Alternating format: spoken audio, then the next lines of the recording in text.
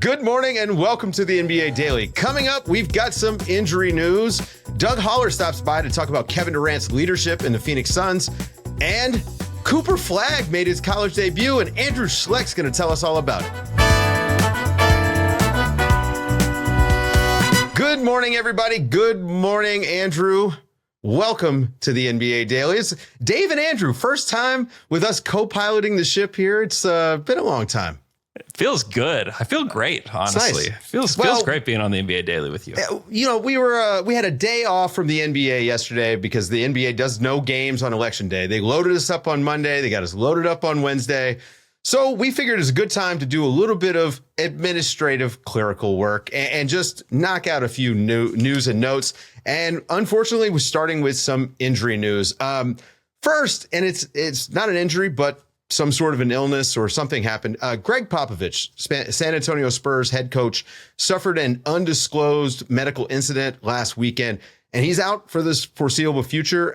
There's no news there, but we just wanted to extend our best wishes. I mean, this guy is an institution. He's the greatest coach to ever coach in the NBA, maybe even the sport of basketball. So we wish him well and hope that he comes back soon and healthy and continues to coach because, I mean, what an amazing thing to watch this guy work every single night. I never lose sight of the fact that we have one of the greatest ever on the sidelines all the time. Also, San Antonio Spurs forward Jeremy Sohan, fractured thumb. He's going to be out for a while. Now, Andrew, I made a joke to you before the show, and I said this is not necessarily the worst thing to happen, but mostly it's about Victor Wembanyama. Sohan and Wemby, it's an awkward fit right now. I mean, you saw the matchup against OKC. They were guarding Wemby with Alex Caruso. Yeah, they were daring Sohan to be the guy to do everything for them, and that worked in the Thunder's favor in a tremendous way. He was happy to oblige, or at least to try. And Sohan's had a nice individual season so far, but it has not led to the team success that you'd want to see around Victor Wembanyama. Yeah, it's not been the best, but I do think they're going to figure that out. Anthony Davis is day-to-day with that foot ankle issue. He says he's going to talk to his trainer, figure out what's going on. I mean, listen, this is Anthony Davis. And for all the jokes that we all make about Anthony Davis getting banged up during games, going to the locker room, I try to focus on the fact that this guy comes back from the locker room a lot, too. I think that he does play hurt more than we give him credit for, including in this game the other night where he had 37 points and 9 rebounds. Granted, he does get banged up. I think he's a guy. I mean, look at the way he plays. He's very physical inside, but he plays hurt a lot and doesn't get the credit for it. Yeah, without a doubt. And he's been the best player on their team, one of the best players in the NBA far. so far. The Lakers can't afford to lose him. He cannot miss time. No. For any length of time. And we're going to, at some point, Andrew, we're going to have a conversation about LeBron. He got blocked in that Pistons game, and he's not 40 yet, but he's looking at a little bit. And this is probably the most significant injury news we're going to talk about. Aaron Gordon, he's going to be out multiple weeks for the Denver Nuggets with that calf strain that he suffered 4 minutes into their game against Toronto the other night. And this is huge. Look, Jamal Murray's not been good this year. Michael Porter Jr. has not been good. We've talked about how Christian Brown is kind of surprised. Jokic has been doing even beyond what we're used to from him. But Aaron Gordon has been steady for them, and now he's going to be out for a while. I mean, a calf strain, this could drag out 2 months. Who knows? And they're already struggling. I mean, this is a team that lacks depth. I mean, who's going to step up? Yeah, this is certainly who they need to step up is Michael Porter Jr. needs to be that next scorer, and he needs to step up on the boards. But I'm worried, Dave. Here are their wins this season. Toronto in overtime, Brooklyn in overtime, the Utah Jazz, and the Toronto Raptors. Those are their wins. And that second Raptors game, they had to come back. They won it by 2 points. Now, listen to their upcoming schedule. Oklahoma City, Miami, Dallas, New Orleans, Grizzlies twice in Memphis, Dallas, Lakers, Knicks. That's their next 9. They will not have Aaron Gordon in those games. I am extremely worried about Denver. They already have their bench has major issues, and now they're Jamal starting Murray's lineups. in the concussion protocol right now. I mean, they started Russell Westbrook the other night. I mean, this is a team that's already. I mean, we came into the year saying they had no depth, and now they're down 2 starters, at least like in the immediate future. But Aaron Gordon, I mean, again, if he can come back in 10 games. Yeah. This is turning out to be a Plagues of Egypt season so far for the Denver Nuggets. There's a few cursed seasons happening around. Speaking of cursed seasons, Philadelphia 76ers center Joel Embiid was suspended for 3 games for shoving the Philadelphia columnist who insulted him in a column and wrote, and really just one of the nastiest things I've ever read about a player. I just don't understand how that ever got printed. This is the right move. I don't actually think that this suspension's, I don't think it's long enough, probably, but I'm not a punitive guy. I assume that the league and the Players Association talked about where to side on this. Joe Dumars even released a statement saying, hey, understanding that this was like a personal attack. He felt personally attacked. We can't act this way. And that's really what it is. Yeah. To me, this seems fair. The only thing that's really murky now is that when exactly is Joel going to be healthy? Well, right. How does he serve a suspension? What does that look like? How do you determine that? Okay, Yeah. we'll start it now so that we can have him for the first in-season tournament game against the Knicks. How does that work? Funny you should say that, Andrew. ESPN is reporting that Joel Embiid is actually going to be serving his suspension this week, and he will be available for the 76ers' first in-season tournament matchup for that NBA Cup against the Knicks next week. Now, while I was watching 15 basketball games with S. Baraheni Monday night, Andrew, you were watching college basketball. Is that right? What did I sign up for? So Cooper Flagg makes his debut for the Duke Blue Devils. I saw one highlight that was sent to a group chat. It was a drive and dunk where he looks significantly larger than every other player on the court. His shoulders, okay? This guy has got like Superman shoulders. It looks like he's like a middle linebacker out there. Talk to me about Cooper Flagg. Yeah, Cooper was everything that you could have wanted. 18 points, 7 boards, 5 assists, 3 steals in this one. He looked amazing. All that he really didn't do was hit threes, but the shot looks better. It's definitely developing. And physically, at his age, as one of the youngest guys on the court, looked incredible. There's just a difference with him. Not only is he bigger, but he's faster. And he's somebody that you can see like, okay, that's an NBA star. It felt a little bit like watching Blake Griffin at Oklahoma, where you just saw him just absolutely dismantle guys because of his size and speed and physicality. That's Cooper Flagg in this one. He was really good. But I do not want to get lost in all the Cooper Flagg hype and not mention one of like the most fun players in college basketball this season. And probably Cooper Flagg's a great name, but it's not as good as Con Knuppel, which is Gesundheit. Incredible name and just an absolute bucket. 6'7". He led the Duke Blue Devils in scoring last night, by the way. 22, 4-2 for him. He's got great size. He can really shoot the rock. Watch out. Obviously, we're going to be waving the Cooper Flagg all year, but watch out for Con Knuppel, everybody. What's funny is that I wish that if you guys listen to the show, you follow Andrew, you listen to Slam and Jam, you guys know that he's Oklahoma City Thunder, big supporter.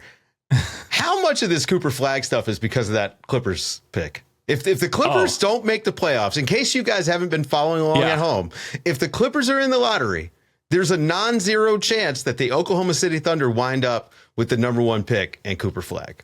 Yeah, or the number 1 pick in Con Knuppel. I mean, who knows? Who knows? That's going to... Okay. That's enough of Con Knuppel. Coming up after the break, I sit down with Doug Holler to talk to him about Kevin Durant's leadership and the Suns' hot start. The Suns are off to a 6-1 start, and including a win over Paul George in his return to the NBA this regular season. So we brought in Doug Holler to talk a little bit about their start and Kevin Durant in particular. Kevin Durant had a great summer. Gold medal. Everyone loves Kevin Durant. And then he comes into the season, and Doug, he could not have gotten off to a better start. I mean, again, 6-1 start. They got a new coach there. The defense is improving game by game. Couldn't have asked for a better first week or two of the season, right?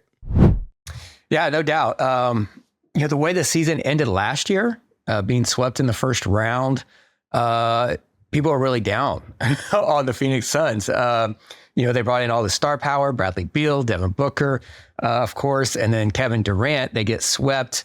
And people were saying, you know what, they're old, their window is closed. And Dave, I mean, for a team coming off a first round sweep. They had an incredible offseason. They brought in Tyus Jones, exactly what they needed, kind of a surprise, a pass first point guard.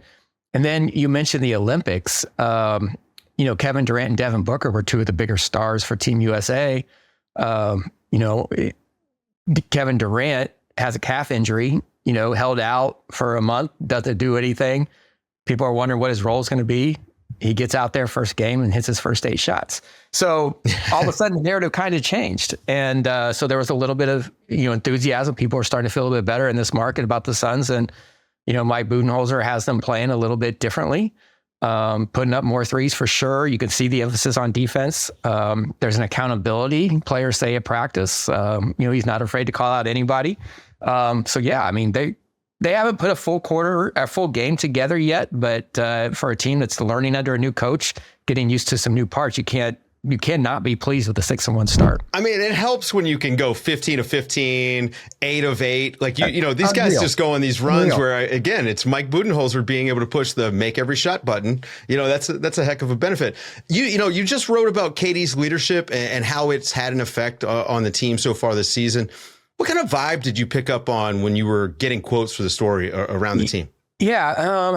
Obviously this has been, a talking point for Kevin Durant for a few years now. And there were a few things that, I went back and looked in the archives, when he was at OKC, he was praised for his leadership. He was considered the leader of this rising team in the West. And since then, Golden State, Steph, and they have a core in place, and Brooklyn didn't go real well. And all of a sudden, he's not this great leader. So I started asking around, and of course, everyone always starts with work ethic. He sets the standard with his work ethic. Well, what does that mean? We don't get to watch practice. We do get to come in, right as they're finishing up. He's not a guy that's, the last guy off the court. So what do they mean by work ethic? And if you really kind of zero down, it's just that when he is there, there are no reps taken off there. It's full intensity, 100%. Everything he does, he maximizes everything in practice. And that's what they mean by setting the standard. So, 2 weeks ago, I asked Mike Budenholzer, I'm like, it seems like Kevin's always having to defend his leadership style. What have you seen from him? And he said, off the charts. He said he's been everything that he's done. He's putting his arms around young players. He's putting his arms around veterans. He's putting his arm around me. And I thought it was interesting that he finished his comments with saying, like, it's something that I'm going to continue to coach Kevin, that he's kind of drawing it out of him a little bit. But you can see it in games, I think, definitely compared to last year. Last year, his body language is not good. You can tell there's a disconnect with what was going on there. But you can see that he is connected with the whole team. And I'm just talking about what's going on in games, things that we can see. For example, the other night against Portland, if there was a turnover, he's going up to Yusuf Nurkic, and they're talking as they go down court about what just happened on that play. Grayson Allen, led him on a pick and roll pass too far, and it resulted in a turnover. As they're walking to the bench during a timeout, Kevin is going up to him and talking about, okay, what happened there? So maybe those things went on in practice, but those are things that I've definitely noticed him doing more just in games. Yeah, I think, a lot of the conversation that happens, number one, it's sports media can sometimes just run out of things to talk about, especially when people don't know what they're watching. But also what happens is you've got to fill time, and you start thinking, okay, well, Kevin Durant, you know what? He left OKC to go team up with Steph Curry in Golden State, right? He's not the leader there. He leaves and he leaves there. He goes to Brooklyn, teams up with Kyrie, and then eventually James Harden. Well, okay, well, who's the leader there? We don't know. Remember that whole controversy? We don't even have a coach, which is just ridiculous. And then he goes to the Suns, right? And now, like, they had their flame out in the playoffs. They changed coaches. I think that probably drives a lot of this. Does any of that come up? I mean, when you're talking to Kevin Durant, like how do you approach it? And what was it like, I guess? So,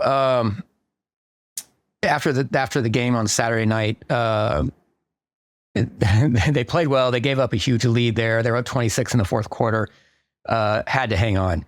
So in the locker room, there was a lot of media around, and then Devin Booker went to the interview room, and everyone followed Devin.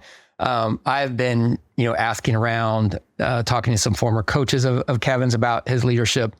So I was prepared. I wanted to ask him. I needed to ask him, like, hey, Coach Bud said that you've been off the charts with your leadership. Are you doing anything differently? That's what I wanted. That was my reasoning for going up to him. And it was just me and him. And I said, I asked him a couple of questions about the game quickly. And I said, hey, I wanted to ask you about something else. Coach Bud said, I asked Coach Bud about this, and he said, you've been off the charts. And the first thing he said is, why did you ask him that? So, I mean, you could tell it's a sensitive topic for him. Yeah. And I want to be clear, I'm not, the story I wrote hopefully didn't portray Kevin as this great leader, because I think sometimes he's like, you know what, my work ethic is enough. I don't need to say anything. Just follow my lead in practice. Well, that works for some teams. It doesn't work for others. Right. But then he said, I'm just kind of the same dude that I've always been. And we talked a little about his OKC days when he was a leader. But it is a sensitive topic for him. He thinks part of it is that, he's like the 8th all-time leading scorer in NBA history. He just passed 29,000 career points. Certain Hall of Famer. He thinks a lot of it is just people looking to nitpick on something about his game. Leadership, as we're, discussing right now, is something subjective. People on the outside like us can't always see it. So it's an easy thing to criticize him for. That's the way he views it. But he feels like he's doing what he's always done. But like I said, I feel like from what we've seen, it does seem like he's making a bigger effort. Yeah, I mean, look, it's great to have players that are leaders, but one of the things that the Suns, I think, did when they brought in Mike Budenholzer was they brought in a coach who, pretty good leader. Like, he's at least a good organizer. They've gotten off to a really great start. How do you see this season going? Like, do you think that Mike Budenholzer's addition and Tyus Jones and some of the other changes that they made, do you think that's enough to kind of get them over the hump? I mean, I'm expecting they want conference finals or bust on this year, is what it feels like. At least that's what it ought to be.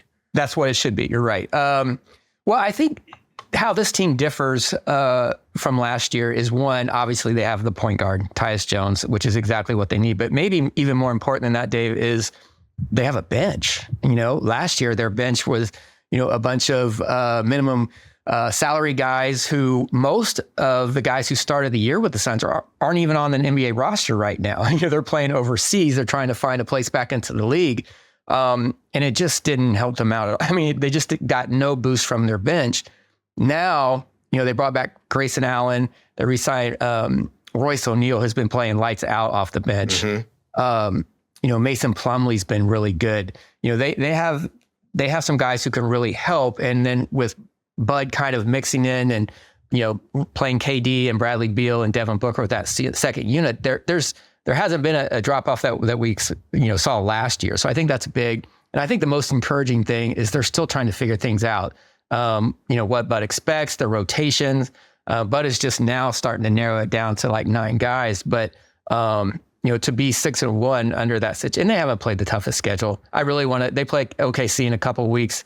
I really am interested to see if OKC just makes them look old, and slow. And that's Nurkic has had a few blips here in the early goings, but it does feel like they are at least either he's getting better or they're figuring out how to use him better. Yeah, and I don't know if he can play. I don't know if he's going to have a 7-game stretch worse than what we've just seen. Yeah. I mean, he's a good passer, but it's just something's off with him. He's committing a lot of turnovers, and he just hasn't found his place yet. He's starting to, they want him to shoot more threes. He has a decent shooting touch, but I think he's not. That's just not his mindset all the time when you're playing with some of the best shooters in the NBA.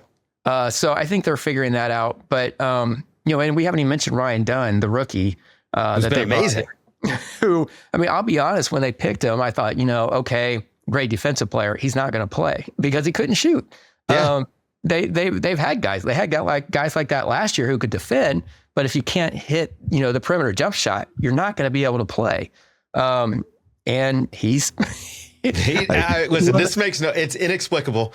Who's their shooting coach? I don't know who he is. And that's actually a mistake on his part because his social media should be popping right now. This is one of the greatest transformations of shooting I've ever seen in my life from what I saw out of him in April to now. It's amazing. I went back and looked at some of his college games and watched, and his shooting form to me doesn't look all that differently.